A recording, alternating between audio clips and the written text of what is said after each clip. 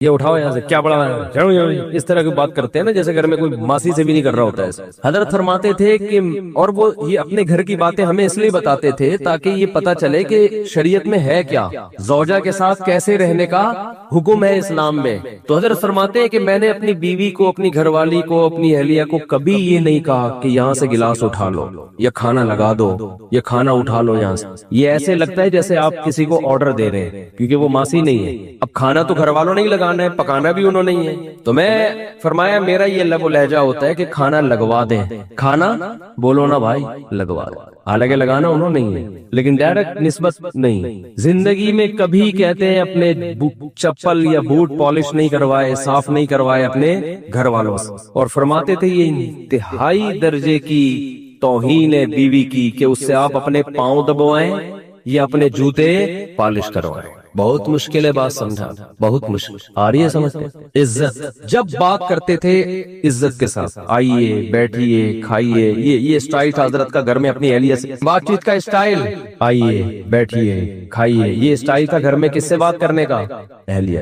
اسلام میں اصل یہ ہے، سمجھتے نہیں ہو بات کو میرا خیال، کبھی کوئی حاکمانہ لہجہ نہیں ہے، لیکن حضرت اپنے گھر والوں کی تعریف میں فرمایا کرتے تھے کہ اللہ نے مجھے ایسی زوجہ دی ہے کہ آج تک مجھے کبھی غصہ کرنے کی نوبت نہیں آئی، کبھی بھی غصہ کرنے کی، تھوڑی بہت اونچ نیچ تو ہر گھر میں ہوتی ہے، تو وہ اگر ہو گئی تو ہم نے اگنور کر دیا، سمجھ رہے۔ حضرت ذاتی مکان کے بالکل قائل نہیں تھے، ساری زندگی کرائے پہ رہے کہ بھئی دنیا مسافر خانہ ہے، یہاں سے بولو جانا ہے، کیا کرنا ہے گھر میں، اور چلے گئے نا، لیکن اپنی اہلیہ کے لیے آخر عمر میں فلیٹ خریدا کہ میں اگر گیا تو ان کا کوئی، بولتے کیوں نہیں بھائی، ان کا کوئی ٹھکانہ ہو۔ جب اللہ نے وسائل تو پہلے ہی بہت دیے ہوئے تھے، گھر میں بچوں سے بھی ایسے ہی بات کرتے تھے، بیٹھیے، یہ نہیں کہ بچہ پٹاخ کر کے ایک لگایا بے غیرت، ٹائم دے، یہ کوئی آنے کا ٹائم، یہ اسٹائل چل رہا ہے آج کل گھروں میں، یہ ٹائم دے، یہ 2 بجے نہیں تو بھی یہ گھر آنے کا ٹائم ہے، یہ ہوتا ہے نا بے غیرت، اس طرح کی۔ پھر وہ تنی پیدا ہو گیا، مفتی صاحب کے بیان سنے تھے تو پیدا ہوا ہے، ورنہ ہم تو قائل نہیں تھے اس کے کہ بچے پیدا ہوں گھر میں۔ یہ نسل پیدا ہو رہی ہے آج کل، یہ نسل پیدا ہو رہی ہے، یہ اس طرح کا اسٹائل ہوتا ہے۔ تو اپنے ماتحتوں کو، چاہے بیوی ہو چاہے اولاد ہو، ان کو کیا دینا ہے، بولو عزت، ایسے بات کرنی ہے جیسے ہم نے دیکھا ہے اپنے بڑوں، ہم نے اور بھی اپنے مشائخ کو دیکھا اسی طرح بات کرتے ہیں، بچوں کو عزت، ان کی غلطیوں پہ پردہ ڈالتے ہیں، اصول یہ ہے۔ لیکن 5 انگلیاں برابر، بعض لوگوں کو عزت ہضم نہیں ہوتی۔ دیکھو پولیس ہر ایک کے لیے تھوڑی بنی ہے کہ ہر ایک پہ ڈنڈا برسائے، عام عوام تو قانون کو فالو کرتے ہیں نا، بھئی لال بتی ہوتی ہے رک جاتے ہیں، گرین پہ چل پڑتے ہیں۔ جو میجورٹی ہے چاہے وہ غیر مسلم ہو مسلم ہو، ان کو پولیس کی ضرورت نہیں ہوتی، لیکن کچھ ٹیڑھی انگلیاں بھی ہوتی ہیں، ان کے لیے کیا رکھا گیا ہے، ڈنڈا پولیس۔ ہر آدمی تمیز اور شرافت سے نہیں چلتا، تو ایسے ہی بعض دفعہ بیگم سے آپ عزت سے بات کر رہے ہیں، آئیے بیٹھیے کھانا اٹھوا لیجئے، پاؤں بالکل بھی نہیں دبائیے، آپ کی یعنی سیلف ریسپیکٹ کے یہ کیا ہے، خلاف۔ آپ کوئی ماسی تھوڑی ہے جو میرے پاؤں دبائیں گے بیٹھ، تو اس میں جو شریف عورتیں ہیں، عزت دار عورتیں ہیں، جن پہلے سے خاندانی ہیں، وہ کہیں گی میرا میاں کیا ہے ماشاءاللہ خاندانی آدمی، وہ بڑھ چڑھ وہ کہے گی نہیں میں نے تو پاؤں دبانے ہی ہیں آپ کے ہر قیمت، جب آپ مجھے اتنی عزت دے رہے ہیں تو میں بھی عزت دوں گی، میں ڈائریکٹ پاؤں دباؤں گی، آپ کے سر دباؤں گی، آپ کے سر میں مالش کروں گی، اور جو خدمتیں آپ نے مجھ سے لینی ہے میں آپ کی خدمتیں کروں گی۔ بعض دفعہ معاملہ کیا ہو رہا ہوتا ہے، آپ عزت دے رہے ہیں، سامنے والے کو عزت سمجھ میں آ نہیں رہی۔ وہ ایک آدمی کا قصہ ہے نا کہ وہ اس کی شادی ہوئی تو وہ پریشان تھا کہ یار مسئلہ کیا ہے، یعنی بیگم صاحبہ ہر وقت منہ بنا کے بیٹھی رہتی ہیں، یہ عزت دے رہا ہے آئیے بیٹھیے جائیے، امی کے گھر جانا ہے چلے تشریف لے جائیے، میں ڈرائیور بلوا لوں، ٹیکسی بلوا لوں، چلے میری گاڑی میں ڈراپ کر دیں، چلے میں خود ہی ڈراپ کر کے آ جاتا ہوں، آپ تو عزت دے رہا ہے، لیکن بیگم صاحبہ ہر تھوڑے دن میں منہ بنا کے بیٹھی ہوئی۔ ماہر نفسیات سے رابطہ کیا اس نے کہ بھئی کیا مسئلہ ہے، میں تو سارے حقوق ادا کر رہا ہوں لیکن اس کو سمجھ میں نہیں آ رہا، ہر وقت منہ بنا کے بیٹھی رہتی ہے، جب بات کروں اینٹ کا جواب پتھر سے۔ اب ماہر نفسیات میں ایکچولی کر کے نا، ایکچولی اصل میں انسان، آپ دیکھیں کوئی فالٹ ہوگا آپ کے اندر جو آپ کے سمجھ میں نہیں آ رہا، ابا سے پوچھیں، اپنی والدہ سے پوچھیں، بچپن میں کوئی چوٹ تو نہیں لگی تھی دماغ میں آپ کے، پھر وہ بیگم کا ٹیسٹ کروائیں آپ، میڈیکل ٹیسٹ ایسا کریں آپ، وہ کروا لیں، وہ جو دماغ کا ہوتا ہے کیا ہوتا ہے یار، MRI کروا لیں۔ بعض دفعہ یہ بھی ہوتا ہے نیند پراپر ہو رہی ہے، 8 گھنٹے نہیں کم از کم 16 گھنٹے سونا، ایسی کنڈیشن میں کم از کم 16 گھنٹے سونا ضرور، یہ نیند کی گولیاں کھلا دیں ان کو، وہ بیچارہ سارے ہر میں استعمال کر لیے، ایسی بعض ہوتی ہیں، نارملی ایسی نہیں ہوتی ہیں، ایک ایک دن اس کو غصہ آیا، اس نے کہا یار کیا مذاق ہے یار، سارے ہر یہ تو تمیز سے بات نہیں کرتی، اس نے طبیعت سے پکڑ کے کوٹ دیا۔ دیکھا بیگم صاحبہ بہت بہترین، اس دن فریش بالکل۔ وہ ایسے خاندان کی تھی کہ وہ پٹنے کی عادی تھی، تعلق ایسے خاندان سے تھا کہ جب تک 8-10 تھپیڑے نہ پڑے، بعض ہوتا ہے نا پٹ کے، اور یہ ماں باپ بگاڑتے ہیں۔ باپ نے بچپن سے بہت کوٹا ہوتا ہے، ماں نے کوٹا ہوتا ہے۔ ہم کہہ رہے ہیں ماں بچوں کو مارے، لیکن ایسا تو نہیں ہے کہ ہر وقت درندوں کی طرح پیٹتی رہے، ان کو بچے باغی ہو جاتے ہیں، کبھی کبھار تو ٹھیک ہے۔ تو پھر جب جو پروڈکٹ مارکیٹ میں آتا ہے نا، وہ اس قسم کا آتا ہے کہ ان کو ایک روحانی تسکین چاہیے، جب تک ان کو گالی گلوچ اور مار دھاڑ سے بات نہ کرو، ان کے کھوپڑی میں بات آتی نہیں ہے۔ اس لیے میں کہتا ہوں نکاح کرنے سے پہلے خاندان بہت اچھی طرح دیکھا کرو، خاندان کہ کس خاندان میں یہ لوگ پلے بڑے ہیں۔ تو ایسے کیسز بھی ہوتے ہیں، سمجھ رہے ہیں؟ اس طرح بچوں میں بھی ایسے ہوتے ہیں، بعض وہ ہوتے ہی ٹیڑے ہیں، ان کو نہیں سمجھ، باپ عزت دے رہا ہے، بیٹا آئیے بیٹھیے، ہر محفل میں اپنے ساتھ لے کے جا رہا ہے، اصول تو یہی ہے۔ اس سے بچے میں بچے کو فخر ہوتا ہے میرا باپ مجھے عزت دے رہا ہے، لیکن ہر بچہ ایسا نہیں ہوتا۔ تو ایسے موقع پہ اس کی تربیت کے لیے شریعت نے حکم دیا ہے کہ اس سے ہاتھ اٹھایا جائے۔ نبی نے فرمایا بچہ جب 7 سال کا ہو جائے محبت سے نماز کی تلقین کرو، 3 سال تک محبت سے بات کرنی، ہاتھ نہیں اٹھانا۔ 10 سال ہو گئے، 3 سال میں بھی بات سمجھ میں نہیں آئی ہے کہ ہم مسلمان ہیں، نماز پڑھتے ہیں، اب 10 سال میں محبت سے نہیں، اب کیا ہوگا؟ اب ہاتھ اٹھے گا، اب آنکھیں دکھائی جائیں گی۔ اور 10 سال میں بھی آنکھیں نہیں دکھائی نا، 15 سال میں آپ آنکھیں دکھانے کے قابل نہیں ہوگے، وہ آپ کو آنکھیں دکھانا شروع کر دے گا، سمجھ رہے ہو؟ پھر اس کا مطلب آپ نے اپنا باپ پیدا کیا ہے، اپنی اولاد پیدا نہیں کی ہے۔ تو 10 سال کے عرصے میں بھی اگر آپ نے نہیں کی سختی تو سمجھو یہ ماں باپ کا باپ بنے گا تھوڑے دنوں میں۔ تو نارملی شریعت کا حکم ہے کہ اولاد کو عزت دی جائے، جو کہ بہت سے ماں باپ نہیں دے رہے ہوتے، باپ خاص طور پر۔ دیکھو چند چیزیں ایسی ہیں جو اولاد کے لیے انتہائی ناقابل برداشت ہوتی ہیں۔ آپ کی اولاد میں کوئی غلطی ہے، کوئی برائی ہے، لوگوں کے سامنے مت گاتے پھرو اس کو۔ بچوں کو جب پتہ چلتا ہے نا میرا باپ میری برائی سب کے سامنے کرتا ہے، پھر بچے کو شیطان کو بہکانے کا موقع ملتا ہے۔ گھر کی بات کہاں رکھنی ہے، خاص طور پہ جو یہ شکایت باپ لوگوں کے، ہاں اپنے کوئی خاص قریبی لوگ ہوں جو عزت کی حفاظت کرتے ہیں ان سے مشورہ لینے کے لیے ٹھیک ہے، لیکن محلے میں اگر آپ گیت گاتے پھریں گے میرا بچہ میری نہیں مانتا، میرا بچہ میری اطاعت نہیں کرتا، میری یہ نہیں ہے وہ نہیں ہے، تو بچوں کو جب پتہ چلتا ہے تو وہ کہیں گے ابا نے ہمیں رسوا تو بہرحال کر ہی دیا ہے۔ تو شیطان کو موقع ملتا ہے، شیطان کہتا ہے کہ اب کیا فائدہ اطاعت کرنے کا، تیرے ابا نے تیری عزت کا جنازہ تو نکال ہی دیا ہے۔ سمجھتے ہو؟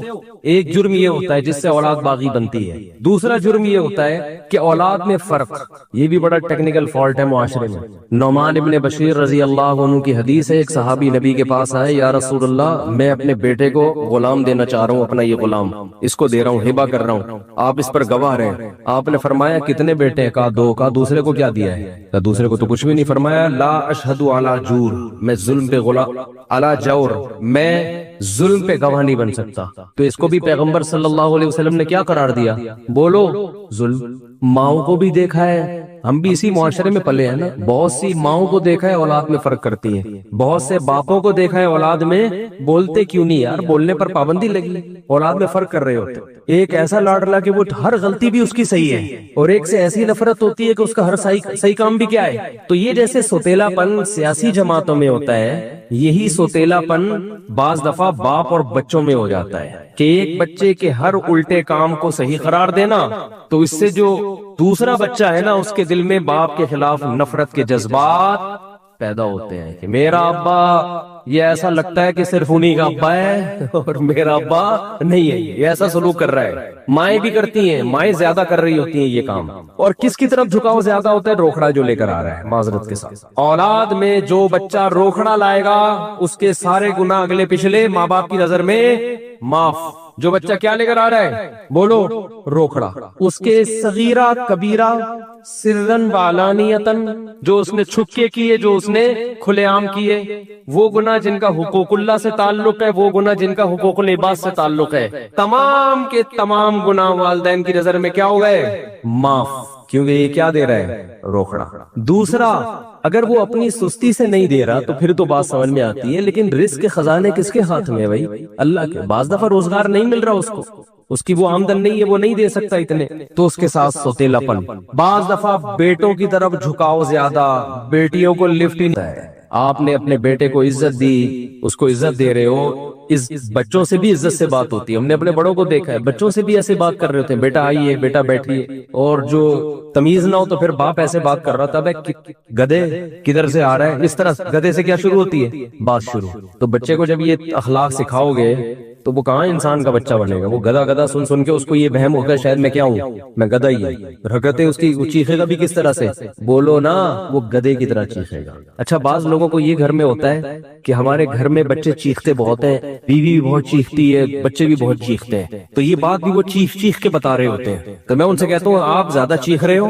دیکھو، گھر میں بتانا نہیں پڑتا کہ یہ ماحول چاہتا ہوں، بنانا پڑتا ہے وہ ماحول۔ اگر آپ چاہتے ہو آپ کے گھر میں گالی گلوچ نہ ہو، چیخو پکار نہ ہو، تو سب سے پہلے اپنے آپ کو آپ اپنی آواز پہ کنٹرول کرو۔ جب کسی کو سمجھاؤ آرام سے۔ اگر آپ گھر میں چنگیز خان اور ہلاکو خان کی طرح آتے ہو اور چیخنا چلانا شروع کرتے ہو، ہاں ہو یہ ایک دم شروع، اور گدھا کسی کو گھوڑا، کسی کو کتا، اور یہ اس طرح کی گالیاں دے رہے ہو آپ گھر میں آ کے، اور پھر آپ کہتے ہو کہ ہمارے بچوں میں تمیز نہیں ہے بات کرنے کی، تو یہ بدتمیز بنایا کس نے؟ تمیز پہ بیان ہو رہا ہے انتہائی بدتمیزی کے ساتھ، یعنی یہ گھر میں سیٹ اپ چل رہے ہیں۔ بچوں کو چپ رہنے کی تلقین کی جا رہی ہے، چیخ کر۔ تبھی آپ نے دیکھا کہتے ہیں شٹ اپ، کہتے ہیں نا چپ ہو جاؤ، کہتے ہیں نا، تو یہ آہستہ سے کہتے ہیں زور سے کہتے ہیں؟ اتنی زور سے کہہ رہے ہوتے ہیں کہ آگے سے جواب آتا ہے میں نہیں چپوں گا۔ اس لیے کہ جب آپ چیخ لیے، یہ بالکل ایسا ہی ہے کہ جیسے تین آدمی نماز پڑھ رہے تھے، تو ایک نے باہر سے آنے والے بندے نے سلام کیے سے نماز میں کہا وعلیکم السلام، تو ساتھ والے نے کہا بے بولنے سے نماز ٹوٹ جاتی ہے۔ وہ نماز پڑھتے ہوئے اس کو مسئلہ سمجھا رہے ہیں، بولنے سے نماز ٹوٹ جاتی۔ ابے تو بھی تو بولا ہے، تو ساتھ والے نے بولا کہ تو بھی تو بول رہا ہے، تو اس کے ساتھ ایک اور کھڑا ہوا تھا، وہ کہنے لگا شکر ہے میں نہیں بولا، شکر ہے، تو چاروں کی ٹوٹ گئی نا نماز۔ تو جب آپ نے گھر میں چیخ چلا کے گالی گلوچ والا لب و لہجہ اختیار کر کے بیگم کو ایک بات سمجھا رہے ہو، تو ماحول آپ گھر کا خود خراب کر رہے ہو، سمجھتے نہیں ہو بات کو۔ پھر آپ یہ توقع رکھو کہ ہماری بیگم خاموشی کے فضائل پر ہمارا بیان سنے گی، وہ نہیں سنے گی۔ میری والی نہیں سنتی، آپ کی والی کہاں سنی؟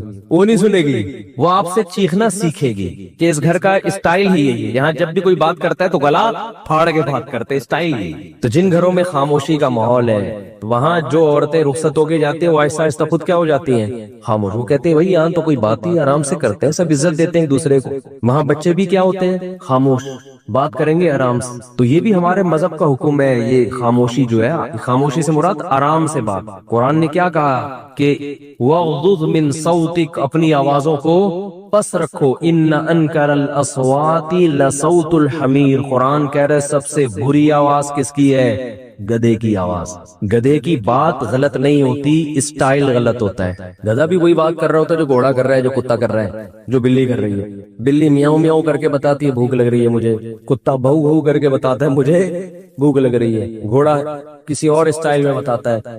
وہی بات گدھا بھی کر رہا ہوتا ہے، بھائی مجھے بھوک لگ رہی ہے۔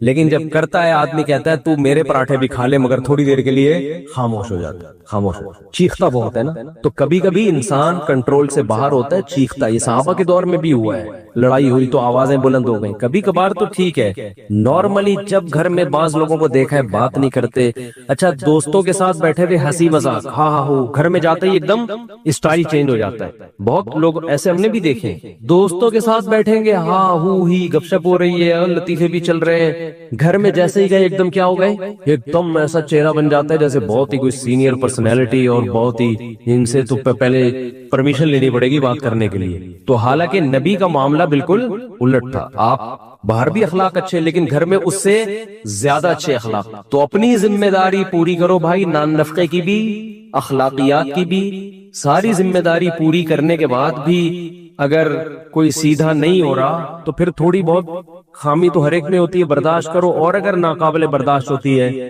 تو پھر اسلام نے کیا اجازت دی ہے کہ لاتوں کے بھوت ہاتھوں سے نہیں مانگتے۔ پھر پولیس کا کیس نہیں ہے یہ، پھر کیا ہے؟ بچہ پٹے گا، پھر کیا ہوگا؟ بولو، پٹے گا۔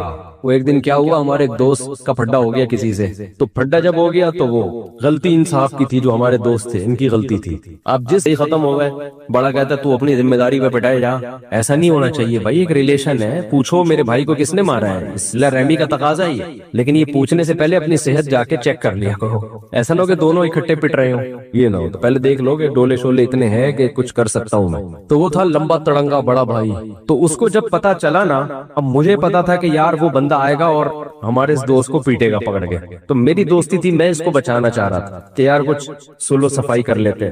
तो मैं जब उसके पास गया, उनके घर गया मैं, तो बड़ा भाई गुस्से में बैठा हुआ है, कह रहा है हुआ क्या है? मैंने कहा हुआ तो ये है। उसने कहा जैद पिटेगा। जैद, अल्फाज उसके मुझे स्टाइल याद आ रहा है। मैंने कहा यार रिक्वेस्ट लेके आया हूँ। कह रहा है ये हुआ है ना? उसने मेरे छोटे भाई पे हाथ उठाया। मैंने कहा जैद पिटेगा। जैद, ये खबर है, ये न्यूज है, कुछ भी हो जाए जैद। असल तो ये था जब उसका नाम लेता मैं फिर मजा आता है, लेकिन फिर वो कहेगा मुफ्ती साहब पिटेगा। मेरा नाम सबके सामने जाहिर कर दिया। तो वो बार बार, मैं उसको रिक्वेस्ट कर रहा हूँ यार पहले जरा समझो बात को, मैं माजरत कर रहा हूँ। कह रहा है मुफ्ती साहब ये बताएं, कह रहे मैं आपकी इज्जत करता हूँ मुफ्ती साहब, लेकिन ये बताएं उसने मेरे छोटे भाई पे हाथ उठाया। मैंने कहा उठाया। कह रहे गलती उसकी है ना? मैंने कहा जैद पिटेगा। तो मुझे ये वाकया कम से कम 14-15 साल पुराना है, लेकिन मुझे उसका स्टाइल बड़ा अच्छा लगा। कह रहा है कुछ भी हो जाए जैद पिटेगा, समझ रहे हो? खैर नहीं पीटा, फिर हमने पढ़ के दरमियान में सुलह सफाई करवा दी। तो बाज दफा ये होता है आप औलाद को रिस्पेक्ट भी दे रहे हैं, माएं भी अपने बच्चों को इज्जत दे रही हैं, सब कुछ खर्चे पूरे हो गए, पार्क भी लेके घुमाने भी ले जाते हो, कभी होटलिंग भी कर दी, कभी गुब्बारे भी दिला दिए, कभी पापड़ भी दिला दिए, करारे पापड़े दिला दिए आपने, हर किस्म की चीजें खिला दी उनको, लंच भी दे रहे हो, सुबह स्कूल में, रात को जो है ना उनको इज्जत के साथ घर में सोने की जगह की, गैस बिजली का बिल सब कुछ कर रहे हो। उसके बाद भी बच्चा नहीं मान रहा तो बच्चा पिटेगा, जबकि गवर्नमेंट कहती अब भी नहीं पिटेगा। ये हमारा इख्तलाफ है। अब समझ में आया? हम कहते अब बच्चा पिटेगा, अब चित्रौल लगेंगे, क्योंकि हमने अपने घर में बाप पैदा नहीं किया है, अपनी औलादे पैदा की है। अब भी नहीं पिटेगा, इसका मतलब हम खानसामा है। फिर हम क्या है? फिर बल्कि खानसामा भी हमसे, या तो हमको तनख्वाह दो इसकी, फिर आप बीवी बच्चों से बोले मैं तो खिदमत कर रहा हूँ ना इसकी, मुझे क्या चाहिए? तनख्वाह चाहिए। तनख्वाह दो कहीं से भी लाके कमा के, ये घर दिया हुआ मैंने, किराया निकालो इसका, बच्चों को रखा है आपने घर में, किराया दे भाई। जैसे मैं डार्विन से कहता हूँ बंदर थे दुम कहाँ गई है, तो दुम दो या दुम के पैसे दो हमें। मैं डार्विन से यही कहता हूँ ना यार, हम बंदर से इंसान बने तो दुम कहाँ गई, तो या तो हमें दुम चाहिए या दुम के पैसे चाहिए। तो बच्चों से बोलो कि अब भी अगर नहीं पिटेगा तो इस घर का जा साइकिल की दुकान खोल, पंचर लगा और मुझे इस घर का किराया दे। बीवी से भी बोलो कि मैं इस पोजीशन में आके भी आंखें दिखाने के काबिल नहीं हूँ, तो अपने भाइयों से बोलो इस घर का मुझे किराया चाहिए, और जितने अंडे पराठे आएंगे आधा तुम्हारा आधा मेरा खर्चा होगा। तो ज़ैद इस कंडीशन में क्या होगा? ज़ैद पिटेगा। तो स्टाइल बड़ा टाइट, नुकसान नहीं है। तो अगर एक औरत बच्चे को फीड करा रही है, इसी दौरान प्रेगनेंसी हो जाती है, तो ना पहले बच्चे को कोई नुकसान है ना दूसरे को। आप देखेंगे कि दूसरा हो सकता है पहले से भी ज्यादा सेहतमंद पैदा हो। हाँ ये जरूर है कि औरत यानी बच्चे को जब फीड कराती है ना या हमल से होती है, तो उसकी खुराक पर तवज्जो देनी चाहिए। सिर्फ बयानात सुना देना कि बच्चे ज्यादा पैदा करने वाली जन्नत में जाएगी, तो शरीयत ने यह भी तो हुक्म दिया है ना कि उसको खिलाने पिलाने पर भी तवज्जो दो। और खुराक की दो किस्में, एक होती है क्वालिटी वाली खुराक, एक होती है क्वांटिटी वाली। आपने उसको 6 बिरयानी की प्लेटें खिला दी तो खुराक तो प्रॉपर मिल रही है, मगर ये जैसे बाज खवातीन चाहती है ना हमारे दूध ज्यादा पैदा हो, बच्चे को पूरा नहीं हो रहा, तो ऐसी चीजें खाती हैं जिससे दूध बढ़ जाता है। तो दूध क्वालिटी के एतबार से क्वांटिटी के एतबार से बढ़ता है, क्वालिटी के एतबार से नहीं बढ़ता। क्वालिटी के एतबार से जब बढ़ेगा जब उसमें प्रोटीन वाली चीजें खाई जाए, अंडे मंडे खाए जाए, मछली वछली खाई जाए अपने खर्चे पे। अब मेरे पे फोन करेंगे यार मैंने आपके, इस तरह भी लोग फोन कर रहे होते हैं मुझे। और अगर पैसे नहीं है तो अल्लाह पे तवक्कुल करो, अल्लाह खिलाएगा, अल्लाह पिलाएगा, अल्लाह करेगा, ठीक है ना। अल्लाह जितना गुंजाइश देता है बस उसी हिसाब से बच्चे सबके सेट। हमने ऐसे देखे हैं गांव देहातों में सिर्फ रोटी पे ही चल रहे हैं। बच्चा ऐसा पैदा होता है, पैदा होते ही आंखों में आंखें डाल के बात करना शुरू कर देता है और बताता है कि क्या तेरे को क्या प्रॉब्लम है, अगर मेरे पैदा होने से तुझे कोई तकलीफ हो रही है। इतने वजनी बच्चे पैदा होते हैं, माँ भी फिटफाट होती है। तो ये ज्यादा इन खुराकों का भी ज्यादा मसला ना बनाओ। अल्लाह ने गुंजाइश दी है तो खुराक खिलाओ, नहीं दी है तो बोलो भाई मैं भी यही सूखे पापे खा रहा हूं, तुम भी सूखे पापे खाओ, तो कुछ भी नहीं होगा इंशाल्लाह। समझ रहे हो ना, कुछ भी नहीं होगा। और सबसे बेहतर खुराक जो प्रेगनेंसी में माँ के खाने की है या बच्चे को जो फीड कराने वाली है, जो हटो बच्चों किस्म की खुराक है, दूध को गर्म दूध में खजूरें भिगो दो और बेगम से बोलो सुबह इसको खा लो, अल्लाह का वास्ता इसको सुबह کھا لو، وہ نہیں کھائے گی. خواتین کو اپنی مرضی کی چیز کھلانا کسی کے باپ میں اس کی طاقت نہیں ہے. یہ اتنی بہترین خوراک ہے، اس کو بیگم کو مشورہ دو، بیگم یہ کھجوریں میں خرچے پہ لے کر آیا ہوں، حلال کی کمائی ہے، یہ دودھ ہے حلال، ڈبے کا دودھ نہیں، بھینس کا جو دے رہی ہے یا بکری کا یا گائے کا جو بھی ہے، اس کو بوائل کر کے گرم کر کے اس میں کھجوریں ڈال دیں، گٹلی نکال دیں. صبح بیگم سے بولے اللہ کا واسطہ تجھے میں پیسے دوں گا، یہ کھا لے تو، کیونکہ کھاتی نہیں ہیں عورتیں، ان کو کھانا وہی ہے جو ڈبل روٹی ہیں چائے میں ڈبو ڈبو کے کھانی ہے ان کو نا، تو صحتیں برباد خود کی بھی ہیں. جب آپ ڈبل روٹی کھاتے ہیں نا تو آپ میں کارب جو ہے نا گلوکوز کی وہ اس کا اضافہ ہو جاتا ہے، آپ کی بھوک ختم، جو پروٹین چاہیے تھے اب وہ ہضم کرنے کی صلاحیت ہی نہیں رہتی. سمجھتے ہیں کہ نہیں سمجھتے؟ تو دودھ میں جو پروٹین، پھر بچے بیمار ہوتے ہیں اس خراب دودھ کی وجہ سے، پھر ڈاکٹروں پہ خرچہ، ایک عذاب میں پڑ گیا. دیکھو جو آپ بکری پالو نا، جو بکری کا بچہ ماں کی فیڈ پہ ہوگا، جوان ہونے سے پہلے ڈاکٹر کی تک جانے کی ضرورت، ایک دفعہ بھی بیمار نہیں ہوگا. جو بچہ ماں کی فیڈ پر ہو اور ماں کا دودھ صحت مند ہو، وہ صحیح چیز کھا رہی ہو، ڈبل روٹیاں پاپے نہ کھا رہی ہو، تو وہ بچہ بیمار نہیں ہوتا. اگر ہو رہا ہے اس کا مطلب خرابی کہاں آ رہی ہے؟ فیڈ میں خرابی ہے، یا تو دودھ نہیں مل رہا اس کو، یا ڈبے کا لگوایا ہوا ہے، یا دودھ تو ہے مگر وہ دودھ اس قابل نہیں ہے کہ بچے کی کمی پوری کرے. وہ دودھ جو ماں کھائے گی وہی دودھ وقفہ کر لیتا ہے تو جائز ہے، اس میں کوئی حرج نہیں ہے. لیکن یہ حمل ٹھہرنے سے پہلے، ٹھہرنے کے بعد اب اجازت نہیں، کیونکہ اللہ نے اس کو حیات اور زندگی کے لیے سلیکٹ کر لیا ہے. جب اللہ نے ایک سلیکٹ کر لیا ہے نا تو اب اس کی آپ نہیں کر سکتے. وہ ایسے ہی ہے جیسے آپ ایک انسان کو دنیا میں آنے سے روک رہے ہیں. قرآن میں اللہ کا ارشاد ہے، سورہ فاتحہ میں بار بار حکم دیا، ایاک نعبد، اے اللہ ہم تیری ہی عبادت کرتے ہیں، وایاک نستعین، اور صرف تجھ سے مدد طلب کرتے ہیں. تو اگر پولیس سے مدد طلب کرنا اور اللہ سے مدد طلب کرنا ایک ہی جیسا ہوتا، ایک ہی طرح کی مدد ہوتی، تو پھر ہم یوں کیوں کہتے ہیں اللہ صرف تجھ سے مدد طلب کرتے ہیں؟ اس سے پتہ چلتا ہے کہ جو اللہ سے مدد طلب کی جاتی ہے وہ اور قسم کی ہے، اور پولیس سے جو مدد طلب کی جاتی ہے وہ الگ قسم کی ہے. یہ دو قسموں میں فرق کرنا ضروری ہے. آج کے مشرکین نے دونوں قسموں کو گڑبڑ کر دیا ہے اور شرک کے دروازے کھول دیے ہیں. تو ایک مدد ہوتی ہے اسباب کے تحت، آپ بیمار تھے، ڈاکٹر کے پاس گئے، شادی ہو گئی، 10 سال ہو گئے، اولاد نہیں ہو رہی، حکیم کے پاس جاتے ہیں نا کہ بھئی اولاد چاہیے. کیا مطلب؟ اسباب کے تحت وہ کوئی طاقت کی دوا دے گا جس سے اولاد کے جرثومے بڑھ جائیں گے، عورت میں بانجھ پن ہے اس کا علاج کرے گا.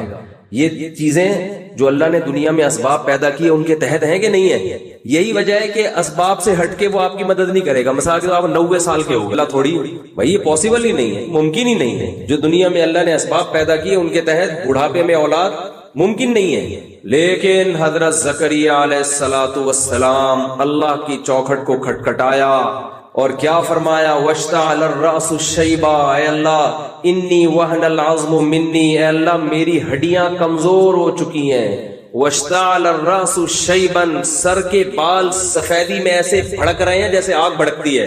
ایک تو بال سفید ہوتے ہیں نا تھوڑے ملے جلے، ایک ہوتا ہے بالکل جب ایسے سفید ہوتے ہیں کہ آنکھیں ٹکانا مشکل ہو جاتا ہے ان کے اوپر. یہ مکمل بڑھاپا جب آتا ہے. واشتعل الرأس شیبا، بڑھاپے میں سر کے بال بالکل سفید. وامرأتی عاقر، اور میری بیوی بانج بھی ہے، بڈھی بھی ہے. ولم اکن بدعائک رب شقیا، اے اللہ لیکن تیری رحمت سے نا امید نہیں ہوں. اب اس موقع پر حضرت زکریا علیہ السلام جو مدد طلب کر رہے ہیں، یہ والی مدد طلب کرنا یہ دعا کہلاتا ہے، کیونکہ یہ اسباب کے تحت نہیں آتی. ایسے موقع پہ اگر کوئی کسی حکیم سے جا کے کہے گا کہ مجھے اولاد دے دو، تو پہلے اس سے مطلب پوچھا جائے گا. کیا مطلب؟ کوئی دوا مانگ رہے؟ کہہ رہے نہیں، دوا کے ذریعے تو ممکن نہیں ہے. اس حکیم کو کچھ ایسی طاقتیں ملی ہوئی ہیں کہ بس یہ یوں کرے گا اولاد ہو جائے گی. اس کا مطلب یہ اس حکیم کو خدا کا شریک سمجھتا ہے، یہ اس سے دعا مانگ کر اس کی عبادت کر رہا ہے. بہت مشکل ہے بات سمجھانا بھائی، بہت مشکل. دیکھو عبادت کسے کہتے ہیں؟ عبادت کہتے ہیں کہ کسی کی تعظیم میں کسی کی ایسی تعظیم کرنا، یہ سمجھ کے کہ یہ جس کی میں تعظیم کر رہا ہوں نا، یہ اسباب سے ہٹ کر مجھے نقصان بھی پہنچا سکتا ہے اور مجھے نفع بھی پہنچا سکتا ہے. عبادت کہا جاتا ہے. اس تعظیم کو کیا کہا جاتا ہے؟ عبادت. مثال کے طور پر دیکھو، آپ اپنے والد کے سامنے 2 زانوں بیٹھو، آپ तमीज से, ये अमल इबादत कहलाएगा? नहीं, ये ताजीम तो है लेकिन इबादत नहीं है। लेकिन अत्तहियात में हम दो जानू अल्लाह के सामने इसी अंदाज से बैठते हैं, ये ऐसी ताजीम है जो क्या है? इबादत है। यही अमल अल्लाह के सामने इबादत कहलाएगा, अब्बा के सामने सिर्फ अदब तमीज। समझ रहे? नमाज में जो हम सजदा करते हैं, ये सजदा सिर्फ ताजीम नहीं है, ऐसी ताजीम जिसमें इबादत का उनसर है। लेकिन यही सजदे का हुक्म अल्लाह ने फरिश्तों को हुक्म दिया, किसको करो? आदम को। यूसुफ अलैहिस्सलाम के भाइयों ने किसको किया? यूसुफ अलैहिस्सलाम को किया ना। तो वो सजदा इबादत नहीं था। अगर होता तो अल्लाह अपने अलावा किसी और को करने की इजाजत नहीं देता। दोनों सजदों में फर्क किया है भाई अमल तो बिल्कुल एक जैसा है, फर्क क्या है? असल में जब हम अल्लाह के सामने सर झुकाते हैं तो ये सोच के झुकाते हैं कि हम उसकी ताजीम कर रहे हैं जो हमें फायदा और नुकसान पहुंचाने में किसी सबब का मोहताज नहीं है। जब फरिश्तों ने आदम को सजदा किया तो उनके जहन में यह तसव्वुर नहीं था, ये महज एक रिस्पेक्ट थी, इज्जत थी जो किसी को दी जाती है। तो इबादत में बेस यहां से शुरू होती है कि जिसकी ताजीम की जा रही है, अगर उसके बारे में ये तसव्वुर है कि ये मुझे नफा और नुकसान पहुंचा सकता है, नफा नुकसान पहुंचाने में किसी सबब का मोहताज नहीं है, तो बस आपने उसको माबूद बना लिया। मुशरिकीन मक्का 360 बुतों के बारे में ये समझते थे कि ये हमें नफा और नुकसान पहुंचा सकते हैं, असबाब से हटके भी। बात आ रही है समझ में? लेकिन अब आज के मुशरिक ने किसमें गड़बड़ कर दी। जब आज के मुशरिक से कहा जाता है तुम इन लोगों को क्यों पुकारते हो, तुम ये समझते हो कि वहां बैठे बैठे हमारी मदद कर देंगे, जहां पर है ये, और मदद में किसी सबब के मोहताज नहीं है, तो तुमने तो इनको अल्लाह बना लिया। कहते नहीं, अल्लाह नहीं बनाया, बल्कि हम ये कहते हैं कि अल्लाह जब मदद करता है तो खुद से करता है, और ये बुजुर्ग जब हमारी मदद करेंगे तो अल्लाह के दिए हुए इख्तियारात की वजह से करेंगे। अल्लाह ने इनको क्या दे दिए? इख्तियारात। मैं समझा पा रहा हूं अपनी बात? तो ये भी बात को क्या किया है? घुमाया है। इसलिए कि मुशरिकीन मक्का जो शिर्क किया करते थे, उस शिर्क में ये नहीं था कि ये बुत खुद से करते हैं, उनका ये ख्याल था कि ये बुजुर्गों की बनाई हुई मूर्तियां हैं, अल्लाह ने खुश होकर इन मूर्तियों को इख्तियारात दे दिए हैं, लिहाजा अब ये अल्लाह के हुक्म से करते हैं जो कुछ हमारी मदद कर रहे हैं, अल्लाह ने इनको इख्तियारात दे दिए हैं। तो कुरान पूरा इसी पे नाजिल हुआ कि अल्लाह ने अपने इख्तियारात में किसी को अपने साथ शरीक नहीं किया, किसी को नहीं दिए इख्तियारात। मुशरिकीन ये हरगिज नहीं कहते थे कि ये खुद से खुद मुख्तार है, ना ना ना ना, जानते थे इनको तो हमने बनाया अपने हाथों से खुद मुख्तार कहां से हो गए। जिस शिर्क की नफी के लिए कुरान नाजिल हुआ है, आज वो शिर्क होलसेल के हिसाब से हो रहा है, होलसेल के हिसाब से हो रहा है। कहते हैं अताई इख्तियारात है, अल्लाह के पास जाती है और बुजुर्गों के पास अताई है। तो अल्लाह ने कहा ना, कोई अताई बताई किसी के पास नहीं, सब कुछ किसके पास है? मेरे पास। क्यों? वजह उसकी ये है कि देखो, हुकूमत जब अपने इख्तियारात तकसीम करती है तो अपने पास भी रखती है और अपने वजीरों को भी कुछ इख्तियारात दे देती है। मिसाल के तौर पर असल इख्तियार तो हुकूमत के पास है कि किस इलाके को कितना पानी देना है, लेकिन हुकूमत ने वजीर बनाए हुए हैं। बिजली के वजीर वापडा वाले होते हैं ना, यहाँ वापडा होता है, तो जब बिजली का मसला होता है डायरेक्ट वजीर आजम का दरवाजा आप नहीं खटखटाते, आप जाओगे वापडा वालों के बाहर खड़े हो जाओगे, बद्दुआएं दोगे, खुदा का वास्ता इस पंखे को भी चलता हुआ दिखा दो, यही कहोगे ना। वजह क्या है? आपको पता है कि जो वजीर आजम ने इनको इख्तियारात दिए हुए हैं, ये जब चाहे बिजली बंद कर दें, जब चाहे बिजली खोल दें, ये इख्तियारात दिए इन्होंने। ये अल्लाह से पूछने के, ये वजीर आजम से पूछने के मोहताज नहीं है, अगरचे असल इख्तियार वजीर आजम के पास है, वो जब चाहे इनसे इख्तियारात ले भी ले, लेकिन वजीर ने इनको मुख्तार बना दिया खुश होके। आजकल तो वजारतें खुश होके ही मिलती है ना। वजीर साइंस और टेक्नोलॉजी को देख लो, वजीर साइंस और टेक्नोलॉजी को देख लो, साफ पता चलता है कि ये किसी खुशी में इनको वजारत मिली है, क्योंकि इनको साइंस और टेक्नोलॉजी के अलावा दुनिया का हर फन आता है। जब भी बात करेंगे तो उसमें टेक्निकल लिहाज से बहुत सारे फॉल्ट होते हैं उसके अंदर, लिहाजा टेक्नोलॉजी से दूर दूर का भी ताल्लुक नहीं। वजीर तालीम को देख लो, एक वजीर तालीम रिटायर हो गए, उनका इंटरव्यू आ रहा था तालीम के बारे में, उन्होंने कहा यार मुझसे तालीम का क्यों पूछ रहे हो? उन्होंने कहा वजीर तालीम थे भाई। उसने कहा जब था उस वक्त नहीं पता था, अब तो रिटायर हो गए। जब वजीर तालीम थे उस वक्त हमें तालीम का नहीं पता था, अब तो हम फिर भी क्या हो गए? रिटायर हो गए। तो ये खुश हो गई तो इख्तियारात दिए, تو اللہ نے قرآن میں اس کی نفی کی، لم یکن لہ ولی من الذل۔ دیکھو حکومت جب اختیارات دیتی ہے کسی کو تو اس لیے دیتی ہے کہ حکومت اکیلی سارے کام نہیں کر سکتی، ورنہ وزیر اعظم ہاؤس کے باہر رش لگ جائے گا، وزارت صحت کا بھی رش، جس کو صحت کا مسئلہ ہوگا وہ بھی اسلام آباد میں بیٹھا ہوا ہوگا، جس کا پانی کا نل کا کھلوانا ہے وہ بھی کہاں بیٹھا ہوا ہوگا۔ تو ایک وزیر اتنے سارے کام کہاں سے، جو اس کے تو جو کام کر سکتا ہے وہ نہیں کر رہا ہوتا آج کل، تو اتنے سارے کام کہاں سے کرے گا ہے بھائی؟ تو اتنے سارے کام اکیلا انسان کر نہیں سکتا، اس لیے اس کو اپنے اختیارات بانٹنے پڑتے ہیں۔ تو اللہ فرماتے ہیں کہ میں تمہارے دنیا کے بادشاہوں کی طرح نہیں ہوں، میں ایک ہی وقت میں اربوں کھربوں لوگوں کی فریاد سنتا ہوں، ہر ایک کی فریاد سمجھتا ہوں اور ہر ایک کی بگڑی بنا سکتا ہوں۔ لہذا مجھے اپنے اختیارات میں کسی پیغمبر کو، کسی فرشتے کو، کسی ولی کو، کسی بزرگ کو شریک کرنے کی ضرورت نہیں ہے، مجھے ضرورت ہی نہیں ہے۔ انتم الفقراء الی اللہ، اے لوگو تم سب کے سب اللہ کے در کے فقیر ہو، واللہ هو الغنی الحمید، اکیلا اللہ ہے جس کو کسی کی ضرورت نہیں ہے، سب محتاج ہو۔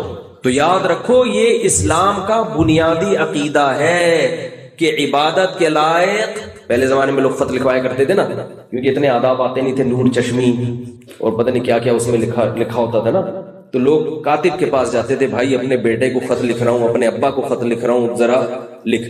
تو کاتب سے کہتے تھے نا بسم اللہ لکھ، اب یہ لکھ، خداوند کریم سے خیریت مطلوب، خیریت مقصود کے بعد عرض ہے کہ خداوند کریم سے امید ہے کہ آپ کی خیریت سے ہوں گے، بعد از خیریت جناب کی خدمت میں عرض ہے کہ وہ جو بھی القابات لگوا دے۔ تو آپ کس سے کہتے ہو؟ قلم سے کہتے تھے کہ بھائی تو لکھ، کیونکہ لکھتا کون ہے؟ اصل میں تو قلم لکھتا ہے۔ آپ کس سے کہو گے؟ کاتب سے۔ حالانکہ کاتب خود نہیں لکھ رہا، قلم سے کام لے رہا ہے، لیکن آپ کو پتا ہے کہ قلم اس کے ہاتھ میں مجبور ہے، ایک نقطہ بھی اپنی مرضی سے نہیں لگا سکتا، جدھر کو گھمائے گا ادھر کو گھومے گا۔ ساری زندگی چیختے رہو گے نا قلم کو کہ لکھ، قلم کہے گا بھائی جب تک کوئی کاتب اٹھا کے مجھے گھمائے گا نہیں، میرے اندر لکھنے کی طاقت نہیں ہے۔ اسی وجہ سے کاتب سے لکھوایا جاتا ہے، مدد کاتب سے طلب کی جاتی ہے، قلم سے نہیں کی جاتی، اس کو نہیں پکارا جاتا۔ تو اللہ تعالیٰ نے اس کائنات میں بہت سارے کام اپنے فرشتوں سے لیے ہیں اور لیتا ہے، لیکن وہ ایسے جیسے فرشتے ایسے اللہ کے ہاتھ میں مجبور ہوتے ہیں جیسے قلم کس کے ہاتھ میں؟ کاتب کے ہاتھ میں۔ ایسے فرشتوں پر اللہ کا کنٹرول ہے، جدھر کو چاہے گھما دے اللہ اسے حکم دیتے ہیں، جا بھائی موت کے فرشتے کہتے ہیں اس کی جا کے موت روح قبض کر کے لے آ۔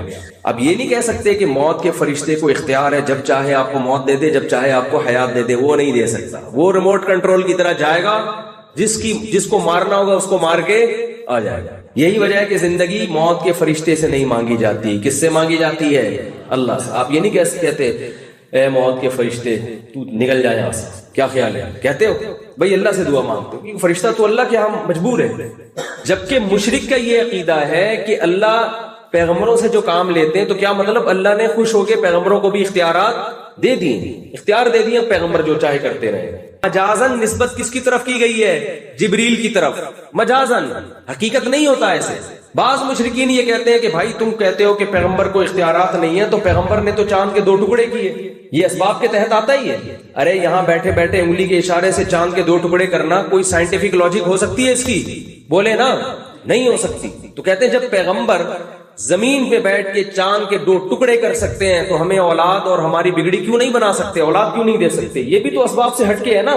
جب موسیٰ علیہ السلام لاٹھی کو سانپ بنا سکتے ہیں، اژدہا بنا سکتے ہیں، عیسیٰ علیہ السلام مردوں کو زندہ کر سکتے ہیں۔ عیسائی یہ کہتے ہیں کہ حضرت عیسیٰ کو تم بھی مانتے ہو کہ مردوں کو زندہ کر دیتے تھے، کوڑ کے مریض کے ہاتھ پھیرتے اس کو شفا مل جاتی، پیدائشی نابینا کی آنکھوں پہ ہاتھ رکھتے اس کی بینائی واپس لوٹ جاتی۔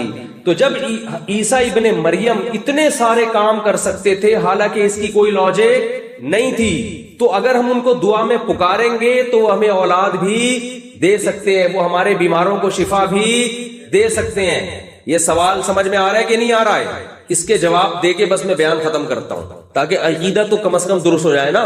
اس کا جواب یہ ہے کہ یاد رکھو پیغمبر کا وہ عمل جس کو ہم معجزہ کہتے ہیں، وہ پیغمبر کا اپنا عمل تصرف نہیں ہوتا، وہ خالصتاً کس کا عمل ہوتا ہے؟ اللہ کا۔ اس میں صرف پیغمبر کا ہاتھ استعمال ہوتا ہے، پیغمبر کو اختیارات نہیں دیے جاتے کہ چاند کے 2 ٹکڑے کر سکتے ہیں آپ جب چاہیں لاٹھی کو سانپ بنا سکتے ہیں، ایسا نہیں ہے۔ اس کی سب سے بڑی دلیل یہ ہے کہ موسیٰ علیہ السلام ایسا نہیں تھا کہ جب لاٹھی کو پھینکتے ہو سانپ بن جاتی ہو، نا نا نا نا نا، موسیٰ علیہ السلام کے پاس یہ اختیارات نہیں تھے۔ یہی وجہ ہے کہ جب بھی لاٹھی پھینکنے کی باری آئی موسیٰ علیہ السلام نے وہی کا انتظار کیا۔ اللہ نے فرمایا موسیٰ اس کو زمین پہ ڈال دے، میں اپنی قدرت سے جب چاہوں گا اس کو سانپ بناؤں گا، اپنی قدرت سے جب چاہوں گا پتھر سے 12 چشمے نکال دوں گا، اپنی قدرت سے جب چاہوں گا اس کو سمندر پہ مارو گے، سمندر 2 حصوں میں تقسیم ہو جائے گا۔ اگر حضرت موسیٰ علیہ السلام کو یہ اختیار ہوتا کہ جب چاہے لاٹھی کو سانپ بنا دے تو اپنی ہی بنی ہوئی لاٹھی کو جب سانپ بنتا دیکھتے تو گھبراہٹ کا شکار نہ ہوتے۔ آپ سورہ طٰہٰ اٹھا کے دیکھیں، سورہ طٰہٰ میں اللہ نے کوہ طور پہ حضرت موسیٰ علیہ السلام کو بلایا۔ سورہ طٰہٰ میں وَمَا تِلْكَ بِيَمِينِكَ يَا موسیٰ، اے موسیٰ یہ تیرے دائیں ہاتھ میں کیا ہے؟ قَالَ هِيَ عَصَايَ، حضرت موسیٰ نے فرمایا میری لاٹھی ہے، أَتَوَكَّأُ عَلَيْهَا، پتے ٹیک لگاتا ہوں، وَأَهُشُّ بِهَا عَلَىٰ غَنَمِي، درختوں کے پتے جھاڑتا ہوں بکریوں کے لیے، وَلِيَ فِيهَا مَآرِبُ أُخْرَىٰ، اور بھی بہت سارے کام ہیں، ان میں سانپ بنانے کا کہیں بھی تذکرہ بولو نہیں۔ یہ سارے کام لاجک کے تحت ہوتے ہیں نا، ٹیک لگاتا ہے انسان، یہ لاجک ہے، سائنٹیفک لاجک ہے اس کی، درختوں سے پتے جھاڑتا ہے انسان، یہ لاجک میں آتی ہے چیزیں۔